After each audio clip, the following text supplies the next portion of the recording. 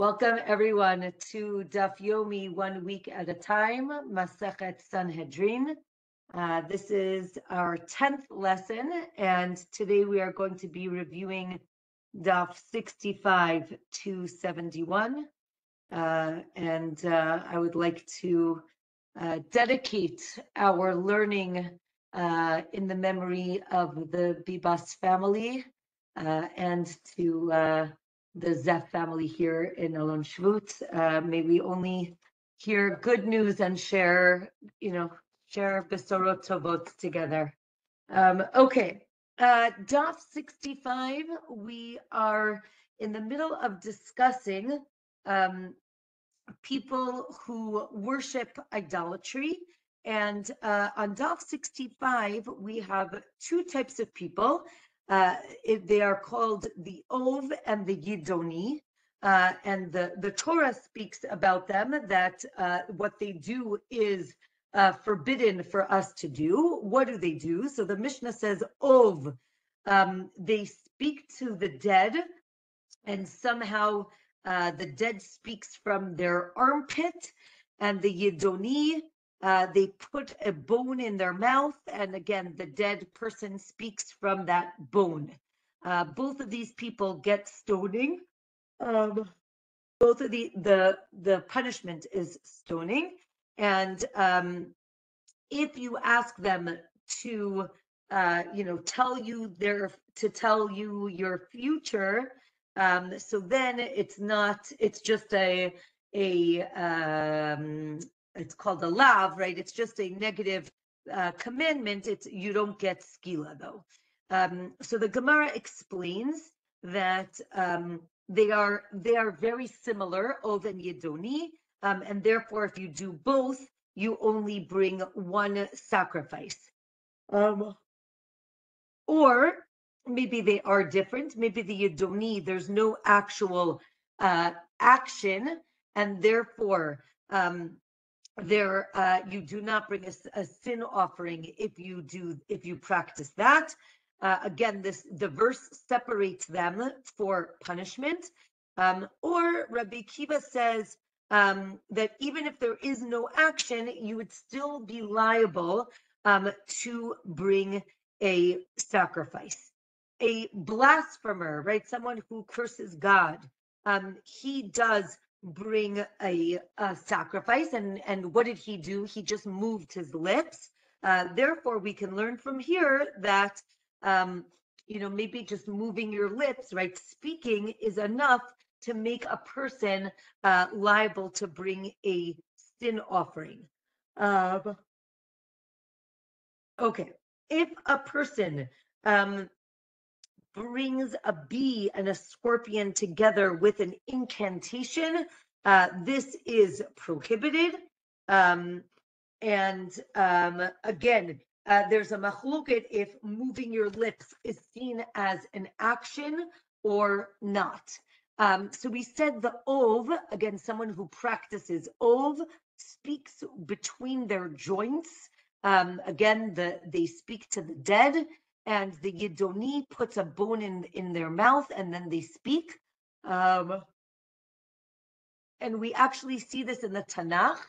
Shaul, King Saul, goes to a woman who practices Ov, right? She's called a Ba'alat Ov, a woman who speaks to the dead. And if you remember, Shaul asks this woman to speak to the spirit of Shmuel. And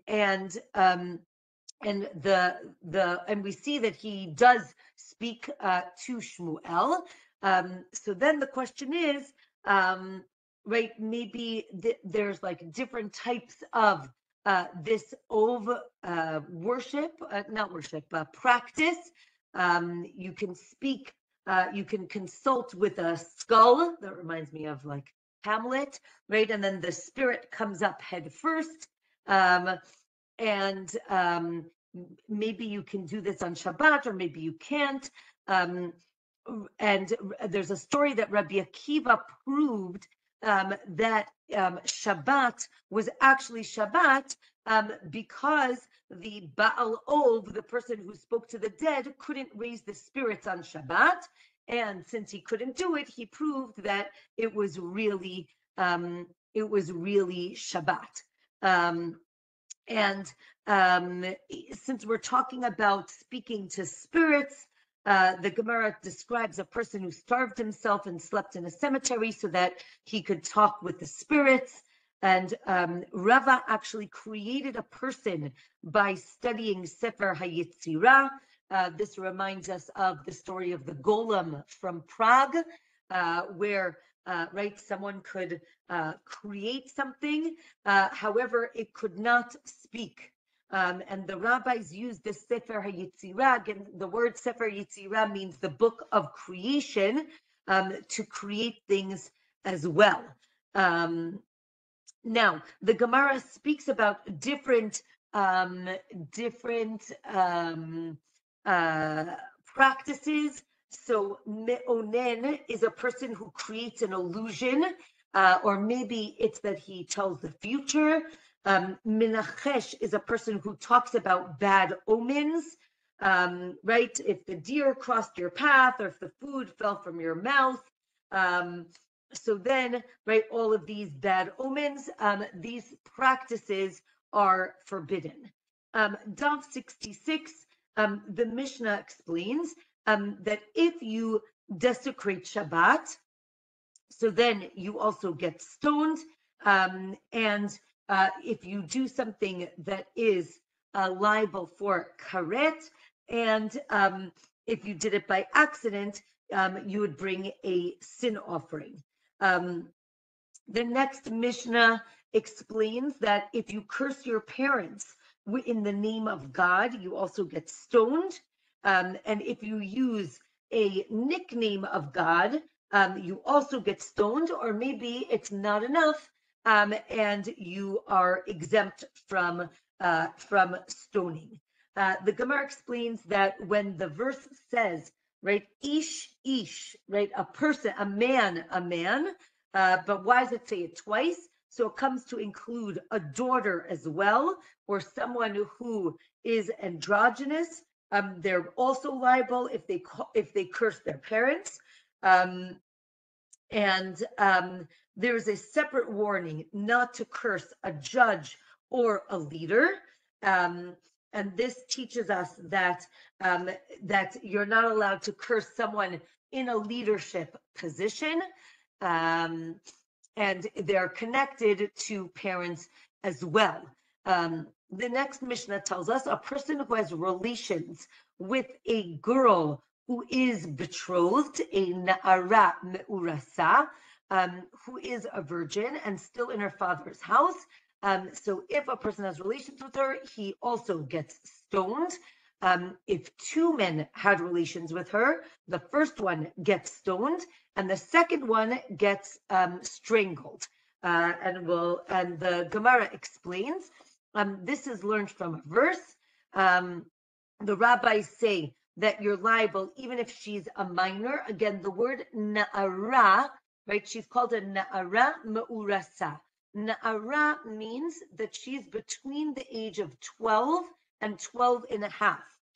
Here the Gemara adds that even if she's under 12, he would also be liable. And again, then the Gemara says that they're always liable. The question is, what punishment would they get? Would they get stoning, skila, or chenek, which is strangulation? Okay. So the Gemara says that they both get killed. Maybe they both need to be of a certain age. And the Gemara says, no, it says the man shall die. The man needs to be an adult. And the girl, again, we said, is between 12 and 12 and a half. If he didn't actually have relations with her, he is not liable. If 10 men had basically anal relations with her, meaning she's still a virgin, all 10 of them get skila, right? They get stoned because she is still a virgin, or maybe only the first person is liable for skila. If it's a Kohen's daughter, we saw this previously, they actually get srifa, which is burning, as opposed to skila, which is stoning.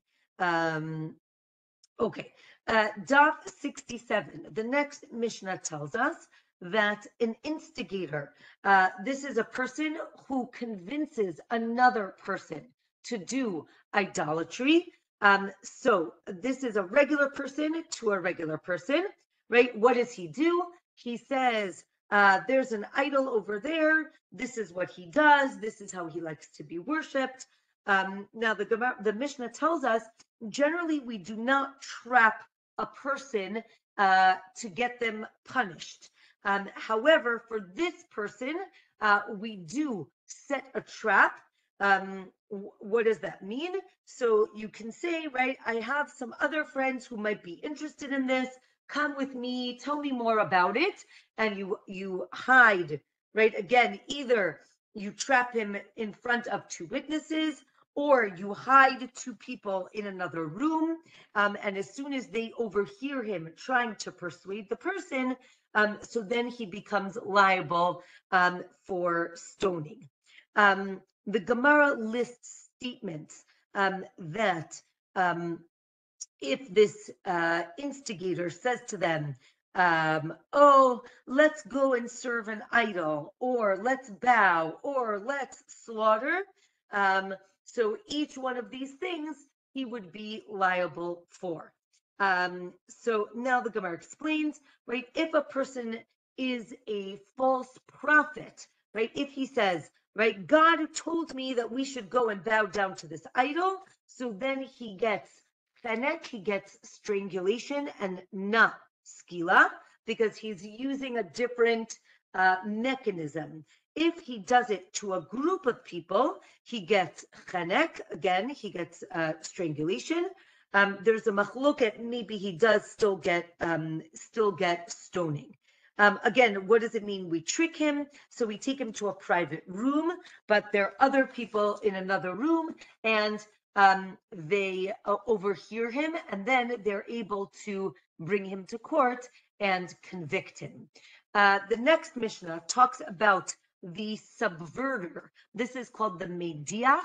And this is a person who pressures a group of people to worship idolatry. Also, a sorcerer is liable for stoning, and the Mishnah explains that the sorcerer has to do an act of magic. It cannot just be an illusion, which is very interesting because, right, the question is, do we believe in magic or not?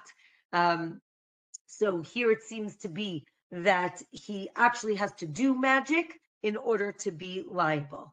The Gemara explains, right, what's a mediach. This leads to ir nidachat. Again, a person who pressures an entire city or group of people to worship an idol. Okay, let's talk about sorcerers. The verse says it's either a man or a woman.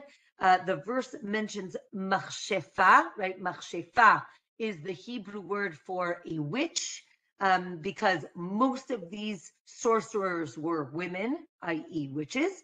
And these people would get either killed, meaning beheaded, which is called saif, or maybe they get skila, they get stoning. And what is these shafim? What is this magic? It's something that contradicts what God says. Or if, right, maybe God wants it to work, and if it works, and it's all from God. Or if God doesn't want it to work, it won't work. There were these sorcerers who used demons to do things. They used a special utensil, and this was also forbidden as well. And then the Gemara actually says, right, if it's a real sorcery, you get stoning. But if it's an illusion, then you do not get stoned. It's still forbidden, but you do not get stoned. And there are some actions that are even permitted. So since we're talking about sorcerers, right, the most famous sorcerers that we know are in Egypt. The Gemara mentions the sorcerers in Egypt, that they couldn't create anything smaller than a barley seed, right? And that's when they say, Etzba Elokim hi, right, with the lice. They say this must be the hand or the finger of God, because it was something that they couldn't do. It was too small.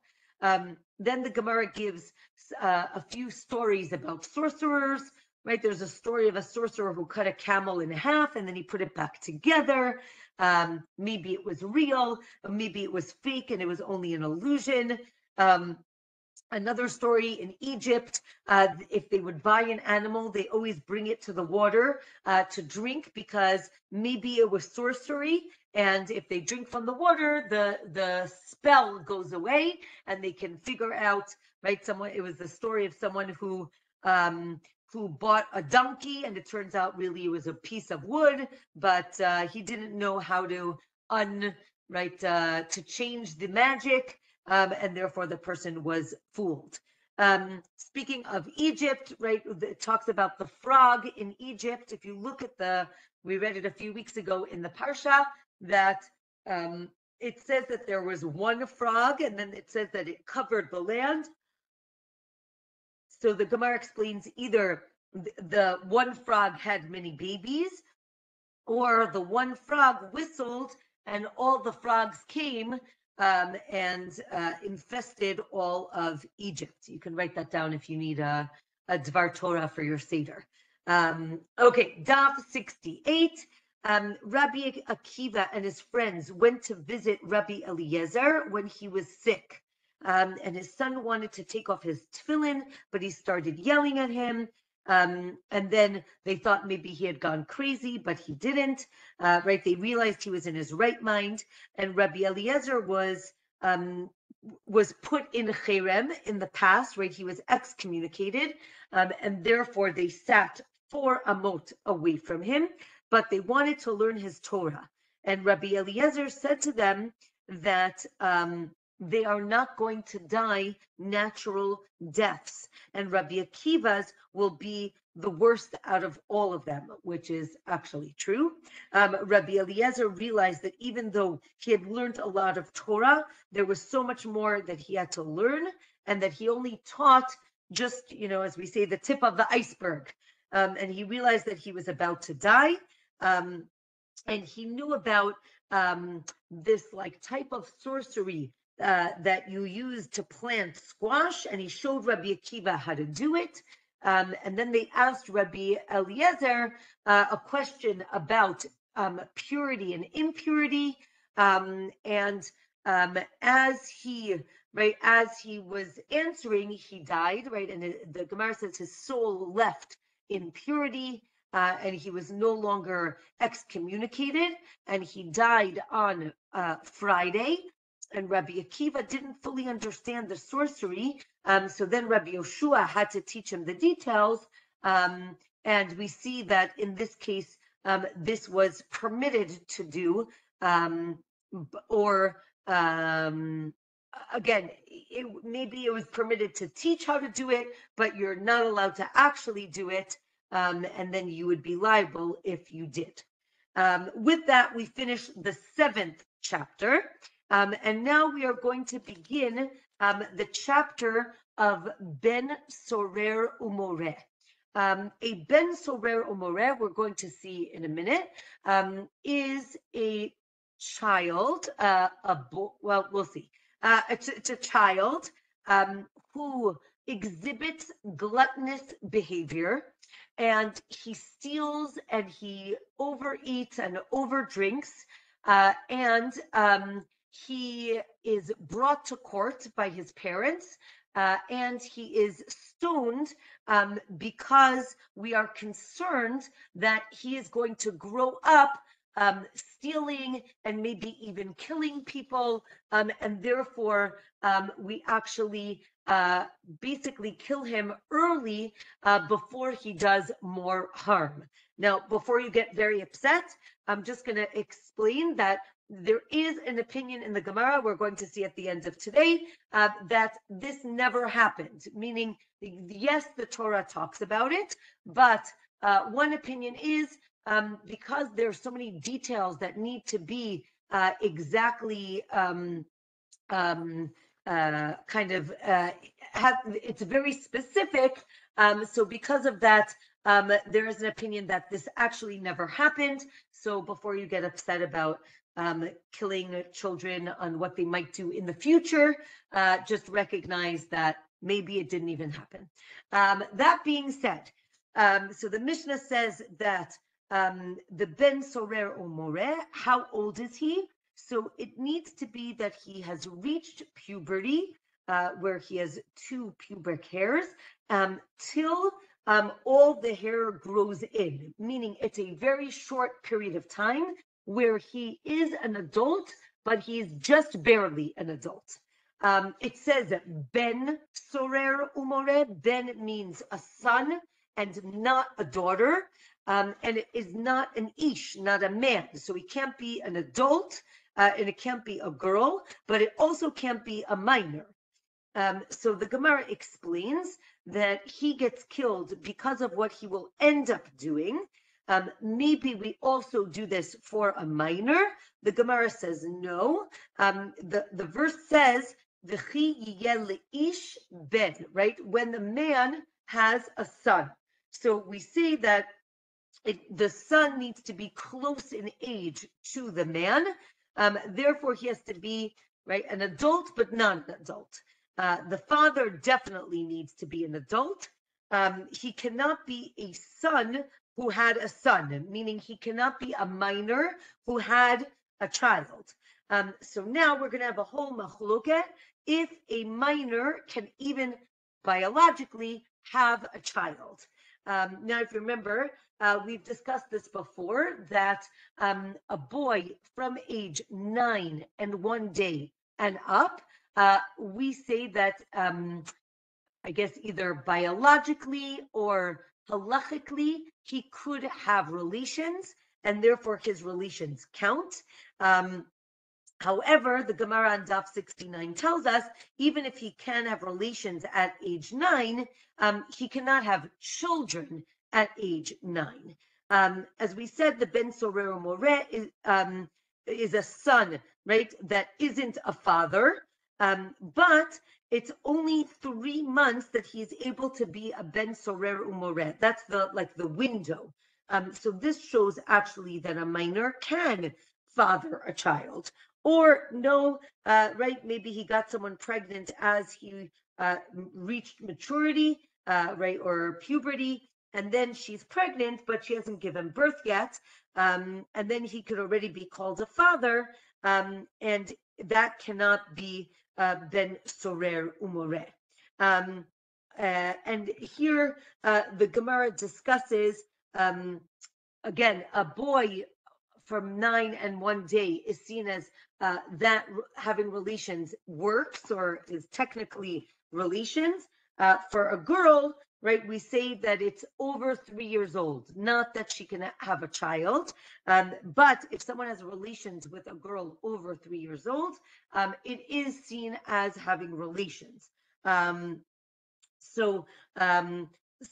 the Gemara proves this by, again, going back to our discussion that we had a few weeks ago about people having inappropriate, right, illicit relations with different people, right? So if a father has relations with a girl who's over 3 years old, he is liable. Again, as we said, a boy over 9, relations is valid as well, but under 8, no. And then there's a machloket if an 8-year-old boy could actually have children. And now we're going to get into a very interesting discussion. Again, there are 2 ways to understand the following discussion. Either it's to be taken literally, and if it's to be taken literally, then we have to remember that, in the ancient world, it wasn't like this world, meaning they lived much shorter lives, which means that it seems to be that they matured faster, right? So if we have a midrash that says that Rivka was really 3 years old when she married Yitzchak, right? Was she really 3 years old? Was she not 3 years old? Did 3 years old look different, 3,000 years ago? So now the Gemara tells us that Bathsheba was Bathsheba, who's the mother of King Solomon, of Shlomo. So Bathsheba was the granddaughter of Achitophel, and Shlomo was 7 when his great-grandfather Achitophel died, and Achitophel died at 33. If anybody would like to do the math, he's a great-grandfather, and he is 33 years old. So now the Gemara says, if he's 33 years old and Shlomo is 7, that means that at 26, right, he was 26 when Shlomo was born. That means that there were 3 generations in 26 years. It means that everyone had children at 8 years old, or maybe 9 years old, right? Maybe the boys were 9, and maybe Bathsheba was younger, because again, girls mature faster. So maybe Bathsheba had Shlomo when she was 6 years old. And don't forget that she already had a child before Shlomo. So again, if this troubles you, then maybe it's not meant to be taken literally, or we just don't understand.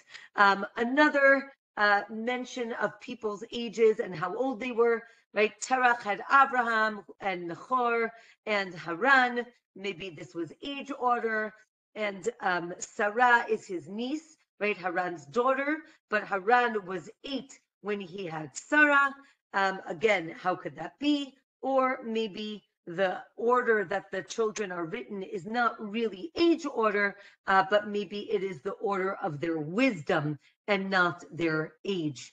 We see this also with the children of Noach, right? Noach has 3 sons, Shem, Cham, and Yafet. And the question is that in age order? Shem being the oldest, Cham, and then Yafet, and they're a year apart. The Gemara says no, right? That is not the age order. How do we know this? Because Shem was 100 after the flood, and therefore he could not have been the oldest son, but he was the smartest. So here it's the order of intelligence. Yafet was actually the oldest son. And for our Parsha, if you're looking for another Dvar Torah for this week's Parsha, the Gemara on the bottom of 69, it tells us that, tells us that Bitzalel built the Mishkan. Now, Bitzalel was the great-grandson of Kalev. Now, Kalev is 40 when they went to go spy, and therefore, if he was 40, it must be that he was 26 when he had already 3, when he was a grandfather, and he had 3 generations, and it shows that in the time of the Tanakh, people were having children at the age of 8. Okay, Daf 70, the next Mishnah. The next Mishnah tells us that the son is liable only after he eats a huge amount of meat and drinks a lot of wine. Again, this is a sign of gluttony. And there's a machloket how much of each thing he needs to eat. If he ate it at a seudat mitzvah, right, at a wedding, at a bar mitzvah, or he ate it at the meal after they made it a leap year, or he ate from maaser sheni money, or he ate from forbidden foods, or he ate food that's a mitzvah or a sin, or he ate everything, but he didn't eat specifically meat or wine. All of these things, if he did it this way, he is not liable. So again, it has to be something very, very specific. So now the Gemara explains that what's the case, right? He buys the food cheaply. This shows that he will probably continue to do so. And he One opinion is that he eats the meat raw and he drinks the wine, which is undiluted, or no, even if it's partially diluted wine and partially cooked meat, he is still liable. Maybe if he eats salted meat or wine that has not yet fermented, then he is not liable.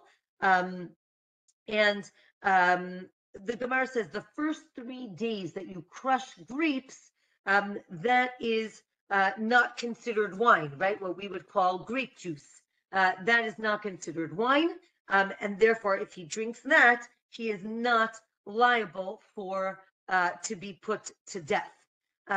Since we're talking about wine, and this is very good because it's almost Rosh Chodesh Adar. Wow, so many divrei Torah.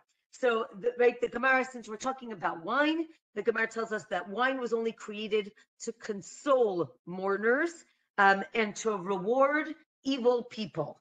And now we're talking about consuming wine. So if you're careful with your wine consumption, then you will be a leader, a rosh, right? The Gemara is discussing the fact that grape juice is called tirosh, right? It's literally called tirosh in Israel.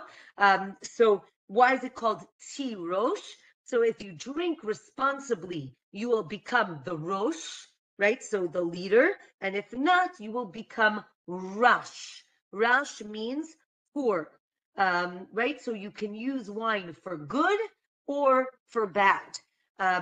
There's when the Torah speaks about wine, there are 13 vavs in the discussion, or maybe woes with wine. And we see, right, what's the most famous story of wine being problematic, right? We have the story of Noach, right, who after the flood, he drinks wine and it leads to bad things. Again, the Gemara asks what happens to Noach, right? Either he was castrated or he was sodomized or maybe both, and therefore he curses his son. Back to wine, another great midrash. The Gemara says that the tree that Adam and Chava ate from, right, the Eitz Hada'at, the tree of knowledge, was really a grapevine, right? Just so you should know, no, there are many opinions as to what it is. Not one of them says apple. Which is very interesting because basically in every Christian painting, the tree, right, Eve is giving Adam an apple. The Gemara has many different opinions, but here the opinion is that it was actually grape juice, right, or she gives him grapes, right, and this causes people misfortune, or maybe it was wheat, because a child, right, doesn't have da'at, doesn't have knowledge till he can eat grain, right, what we would call probably solids. Or maybe it was a fig tree, because the next thing that they do is they cover themselves with fig leaves. Where'd they get fig leaves from? Maybe the tree of knowledge was actually a fig tree. Okay. Since we were talking about Shlomo, right, King Solomon, so Shlomo's mother taught him a very important lesson, right? She admonished him. She said, you are taking all the characteristics that I worked very hard for you to get, and you're using them for sin, right? She said, I prayed to have a son who was fair and filled with Torah and fit for prophecy, right? And what are you doing? You are turning to kings who drink, and you say who needs God, and you think that you know everything, or sorry, you do know everything, and therefore you don't need to drink. It's actually inappropriate. And Shlomo went and agreed with his mother, and that's the end of that. Okay, back to Ben Sorer Umoreh. We said that so we said he's only liable if he eats with a group of not good people, and we said if he's involved in a mitzvah, he is not liable. We said that that if it's uh, a meal that they did after they would make it a leap year, so they would have this meal of bread and beans, and if he brings meat and wine, so then, right, still, right, because you're involved in a mitzvah, he would still not be liable for this. Maybe it has to be not less than 10 people. The meal at night, after they made it a leap year, they do it at night, but it starts during the day. Again, we said it can't be that it was Maser Sheni. Again, if he's using it in the normal way, he would not be liable. If he ate chicken, he would not be liable. If again, food given to comfort mourners, this is food that is a mitzvah. And if he ate on a fast day, this is forbidden food. And either way, he would not be liable. If he ate pressed figs, even though it could get you drunk, it does not count. Also, if he drank honey or milk, even though it also gets you a little bit drunk, it does not count. Okay, Daf 71, the next Mishnah. So what's the case? It has to be a boy who stole, if it's a boy who stole from his father and then ate in his father's domain, or he stole from other people and ate in those other people's domains, he would not be liable. He's only liable if he steals from his father, because the Gemara is going to explain that it's much easier to steal from your parents, right? Their parents are sleeping, you sneak into the wallet, you take out a few dollars, right? It's much easier to steal from your parents. So it has to be that he steals from the father and he eats in someone else's domain to show that he's not embarrassed, right? He's gluttonous in front of a lot of other people. Another opinion is he has to steal from his mother as well, right? His father and his mother. So now the Gemara explains that if he eats in his father's domain, it shows that he's actually afraid of being caught. And the Ben Sorero More, right, is someone who's going to do it again, right? Our concern is this is going to be his behavior for the rest of his life. And therefore, we're going to construct a case where it's clear that he's going to do it again. Okay, next Mishnah. The father, let's say the father wants to bring him to court, but the mother doesn't, or vice versa. He is not liable till both his parents want to bring him to court. If his mother isn't fit for her father, meaning halachically according to Jewish law, so again, he is not liable. The Gemara explains that the mother needs to be equal to the father, right? So what does that mean, equal? Equal in status, meaning both Jewish, or the Gemara explains maybe it has to be that their voices are similar and they have similar appearances. And because of this statement, the Gemara now says there has never been a ben sorer umoreh, meaning there's no way to construct this case where all of these qualifications all align. And why was it written in the Torah? To give us reward for those who learn about it, but not because it actually existed. And since we're talking about things that maybe didn't exist, the same thing with an Ir Nidachat. We learned an Ir Nidachat is a city where they all did idolatry and they all get killed and you burn everything in the city.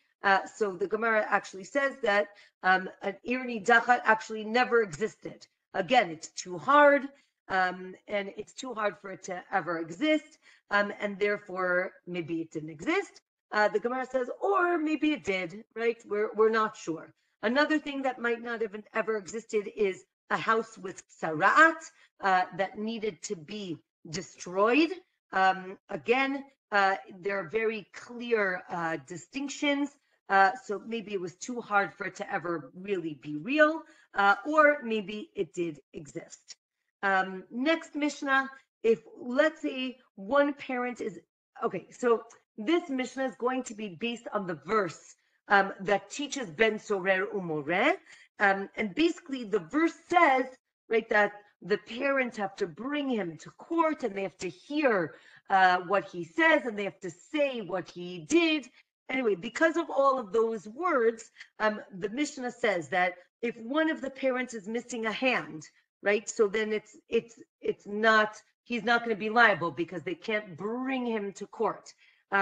If they're blind, right, because they can't see. If they're deaf mute, it means that they can't speak. All of these things, because it's based on the verse, he is not a ben sorer umoreh if these are his parents.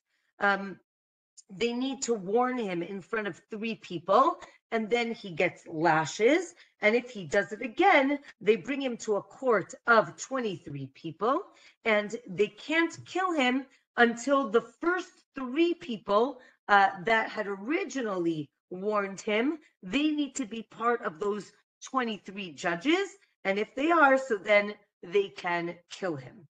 The Gemara says, wait a minute, but why does he have to be warned in front of 3 people? He should be warned in front of 2 people, right? 2 people are witnesses. So we say, you're right. He's warned in front of 2 people, but then he gets lashes in front of 3 judges. And then, right, it says, Banenu zeh, right? This is the child.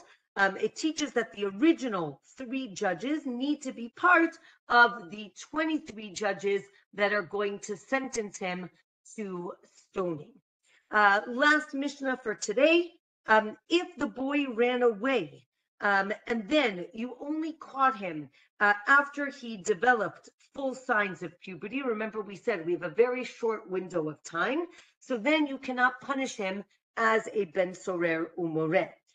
If he ran away after the verdict, and then he, developed, he is still liable because he was already sentenced while he was in that in-between stage. So the Gemara says that it brings something a little bit differently. If a non-Jew curses God and then he converts, so then he's exempt because he's now seen as a different person. And we say this is learned from our Mishnah, that if there is a status change in the middle between, right, during the court case and sentencing, so then the person would not be liable when there's a status change. If a non-Jew killed a Jew and then he converted, he is still liable for punishment because in this case, the punishment doesn't change whether he's a Jew or a non-Jew. Therefore, he's still liable because even though his status changed, the punishment did not change. And therefore, he would still be punished. Okay. With that, wow, we finished early. That's very exciting. With that, we have a few minutes if people have any questions. There was a lot here. So I'm happy to answer any questions if anybody has any. Yes, Aliza. It's not a question, it's a statement. You say many, many brilliant things. Give you that. But today you said one that stands out. You said, or maybe we just don't understand it yet. And I hesitate. Remember, I said I hesitate to bring this up. But all of the concepts about he lived a day, he lived a million years, we don't understand the time. And I'm not going to get into the science of the earth changing so much. I won't. But, you think a mother's going to stand around if she has and watch a 3-year-old have relations with anybody? Again, we don't understand it. I agree with you 100%. We do have to understand that even 100 years ago, girls were getting married much younger. Obviously not at 3, but 12, 13, 14. I whereas, agree you with know, you. I agree right. with you. So I'm again, as I said, I think we don't understand, and I think that times have changed. I think 3 is still 3, but I, you know, I do agree with you. Okay. Yeah. Again, to be either taken literally or not taken literally. We could just say very young, very young. Yes. Any other comments, questions? Yes, I just had a quick thought. Might be completely incorrect just in what we just discussed. You know, we're reminded, again, well, we really don't understand, and we don't really understand even how to hear and read the Talmud, but they are discussing very fine points of law, and this is all they care about, is how they should accurately define what is applicable to the death sentence, what kind of death, these sorts of things. And they are coming up with what we know can be exaggerated. We've seen it other places, very exaggerated situations just for the debate, to tease something out. And I know I'm often completely lost because I do not have the background to really understand the context. And but then none of us really are anymore, so that's why they've got all these commentaries and other ways of giving people access to try to read some of this, because we are so detached from what might have been understood in the one-to-one work that would have gone on from the master to the student in ancient times. Yeah. Thank you, Lynn. Thank you. Beautiful, Ilanit. Yes. Mm-hmm. That Yeah. actually helps. Thanks. Okay, so wishing everyone a Shabbat Shalom, a Chodesh Tov. It's Rosh Chodesh Adar this Friday and Shabbat. So as we have learned in Masechet Megillah, Mishenichnas Adar Marbim B'Simcha. As we enter Adar, may we only hear good news and share in joy and positive things. And may the mourners of Israel find comfort. So wishing everyone a Shabbat Shalom. Shabbat Shalom. Amen. Thank you very Amen. much. Thank you.